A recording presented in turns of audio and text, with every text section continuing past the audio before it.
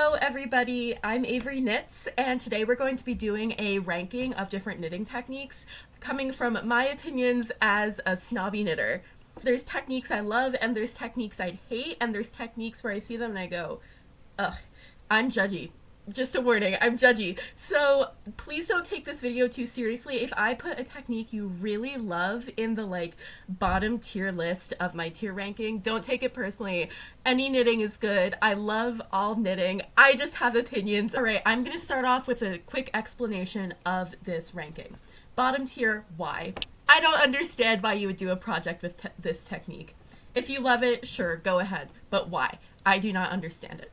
Next, not my thing. This is something where I personally would probably not use this knitting technique, but I can understand why someone would use it. Maybe I think there's something better out there, or I still think it's a little bit ugly, but I understand there's a market out there for this technique. Has its place. This is a technique that I might use in a very specific circumstance. It has its place, it's useful at something, but I'm kind of neutral about it. Neat. These are techniques that I actually enjoy. These are techniques that I would use on a regular basis to make a lot of my sweaters. However, they're not my favorite ones. All of the techniques that I absolutely adore above everything else are going to go in the my favorite. And I'm going to try to keep this relatively normally distributed with most things in the neat has its place and not my thing category, because it always annoys me when people make tier lists and it's not like a normal distribution. I feel like they should always be normal distributions.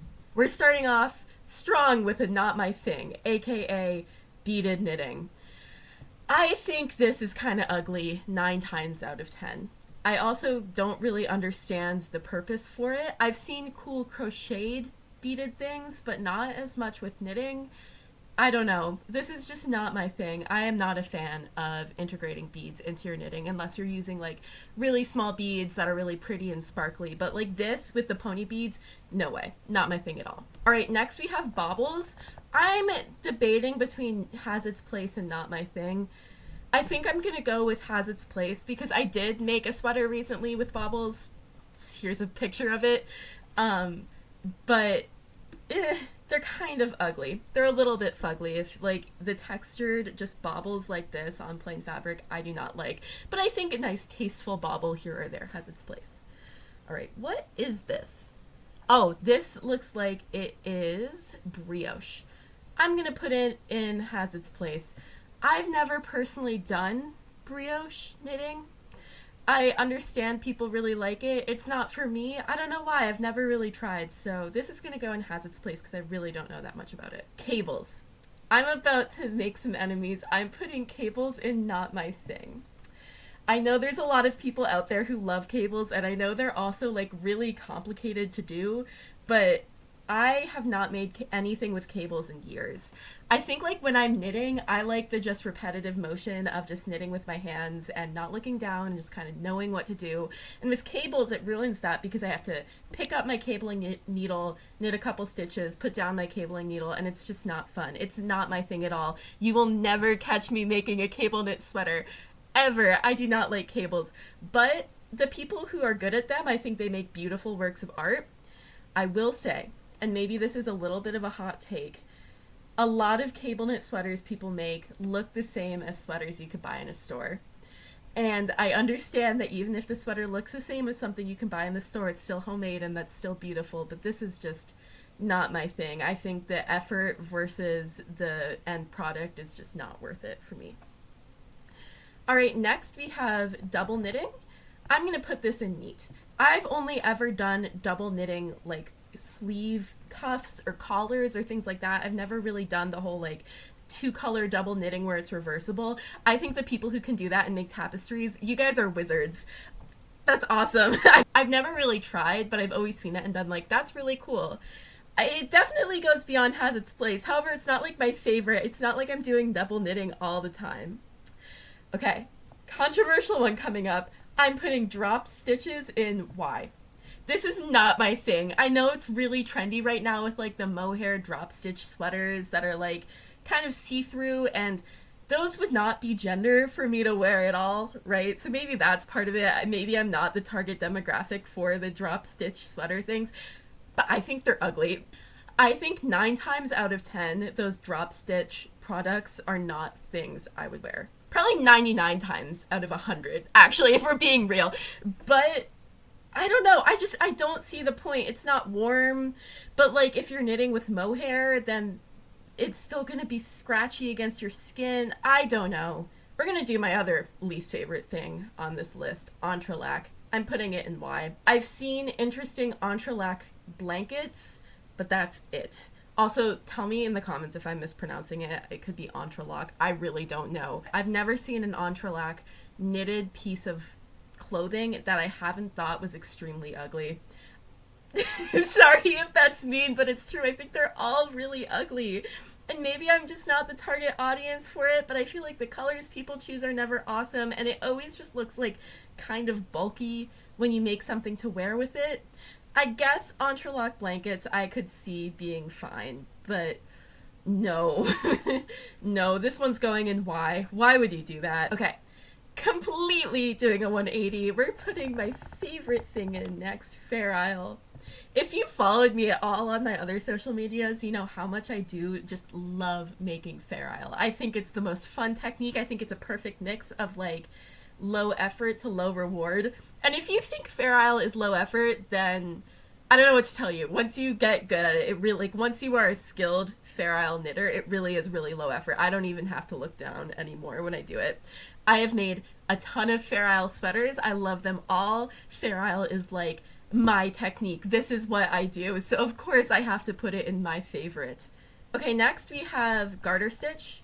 I'm putting this in Has Its Place. It's fine. I feel like a little garter stitch here or there. Like I have like a couple rows of garter stitch on this textured sweater. That's fine. Whatever. I don't have much to say about it. I think stockinette stitch looks better. Okay, next. Intarsia.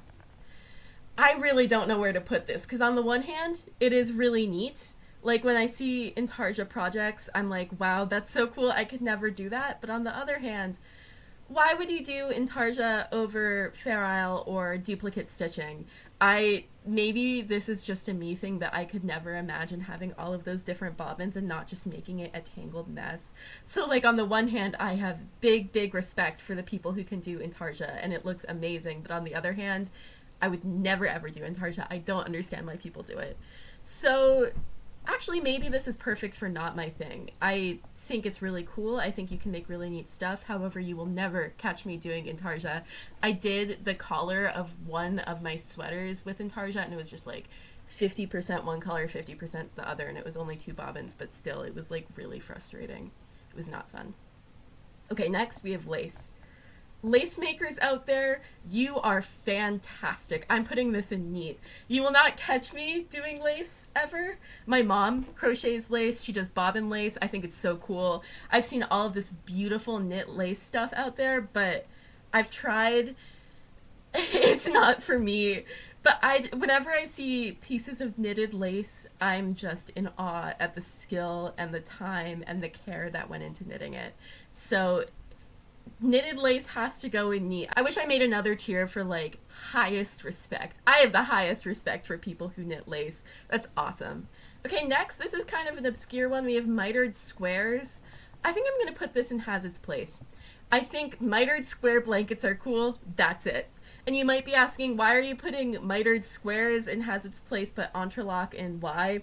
I think mitered squares just look better. I like the flat look of them better. And I've seen some awesome blankets where people use mitered square sock yarn. Like they use sock yarn in mitered squares to make these awesome blankets.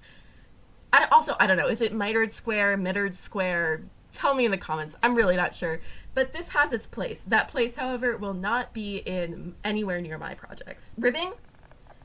Ribbing is the definition of Has Its Place. We all have to do ribbing. We all know ribbing.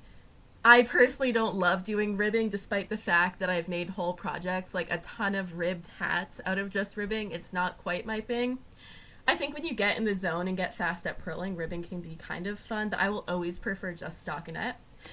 I think that we couldn't make sweaters without ribbing. Like, this has ribbing here, this has ribbing here. It makes it so you can do stockinette work without it curling up. It's really important, but I wouldn't call ribbing particularly, like, neat, you know? All right. Next, plain old stockinette stitch. I'm gonna be controversial and put this in neat. I know stockinette is like the most basic stitch ever. If anyone knows how to knit, they're either knitting garter stitch or stockinette stitch 9 times out of 10.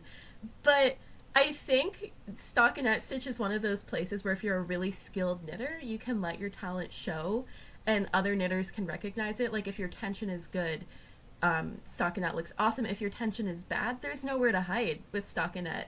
And it's also the basis of so many of our projects. I know people talk about, oh, I'm on Sleeve Island, oh no, I'm on Body Island, and they don't like stockinette. But for me, whenever I do Fair Isle or any other projects where I only have a design on the yoke and I get to Sleeve Island or Stockinette Island, I really enjoy it. It's like a good sandwich, right? It's like good basic food. It's nothing too special, but I can appreciate it for what it is, and it is extremely useful. So I'm putting stockinette in neat. Finally, this category I'm doing for like all those different textured stitches. I think I'm gonna put it in has its place. I haven't done textured stitches in a while. Like, I guess I'm wearing a sweater with a little bit of texture. But my second ever project after I made like a garter stitch scarf was a textured stitch blanket with a bunch of chunky acrylic wool. And my mom and I would make the squares together, and then we made them into a blanket and gave it to my grandma. So it has like a really special place in my heart. I don't see myself doing it that much anymore. I think if you're like a beginning knitter and you know stockinette stitch and you know how to knit and you know how to purl, this is an awesome next step. You can make, even if not like a whole sweater in textured knit, you can make a hat, you can make squares and make a blanket like I did, you can make a textured stitch scarf, and it's a really good way to learn how to follow a pattern without the stakes being super high. That being said, if you're gonna do that as a beginner knitter, always make sure that whatever texture you use does not curl up, because a lot of them do and you just have to be careful. So this is my final list. I'm realizing it's skewing a little bit negative. Sorry about that, you guys. Maybe I'm just a hater. But I just want to again say, all of these techniques on this list, I can see they're important. I can appreciate the work and beauty that goes into any knitting project. And ultimately, this list is just an excuse for me to give some unsolicited opinions.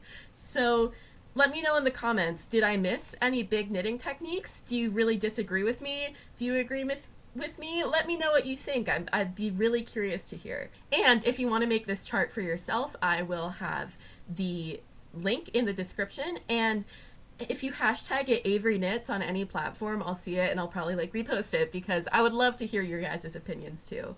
Alright, that's it for today. Thank you so much for watching my video completely through and for listening to my unsolicited, kind of snobby hater opinions. I would like to thank you so much if you've subscribed. I'm a small channel. This was my first ever long form video, and any subscriber just makes me so happy. So thank you to all my subscribers, and please consider subscribing and hitting the bell and commenting what you want to see next.